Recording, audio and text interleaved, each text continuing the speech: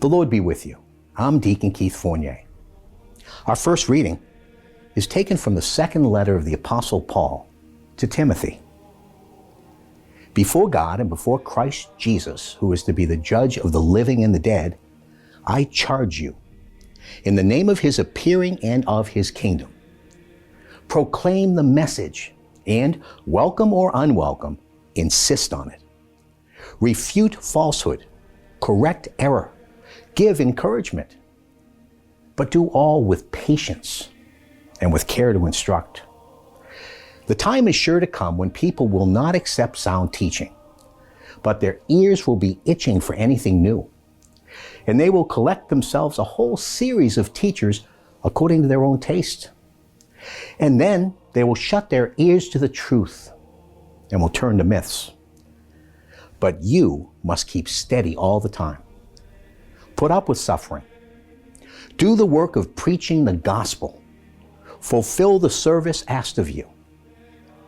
As for me, my life is already being poured away as a libation, and the time has come for me to depart. I have fought the good fight to the end. I have run the race to the finish.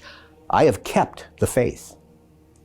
All there is to come for me now is the crown of uprightness which the Lord, the upright judge, will give to me on that day. And not only to me, but to all those who have longed for his appearing. And our response is from Psalm 71. My mouth is full of your praises, filled with your splendor all day long. Do not reject me in my old age, nor desert me when my strength is failing. As for me, my hope will never fade. I will praise you, Lord, more and more. My lips shall proclaim your saving justice, your saving power all day long. I will come in the power of Yahweh to tell of your justice, yours alone. God, you have taught me from boyhood, and I am still proclaiming your marvels. For my part, I will thank you on the lyre for your constancy, my God. I will play the harp in your honor, O Holy One of Israel. And a reading from the Holy Gospel according to St. Mark.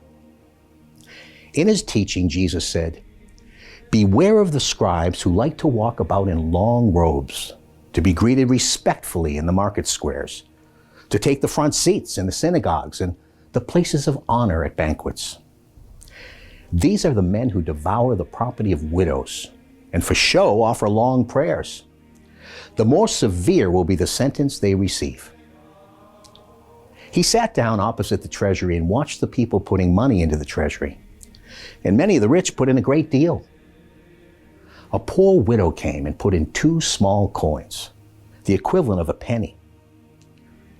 Then he called his disciples and said to them, in truth I tell you, this poor widow has put more in than all who have contributed to the treasury. For they have all put in money they could spare. But she, in her poverty, has put in everything she possessed, all she had to live on. The Gospel of the Lord.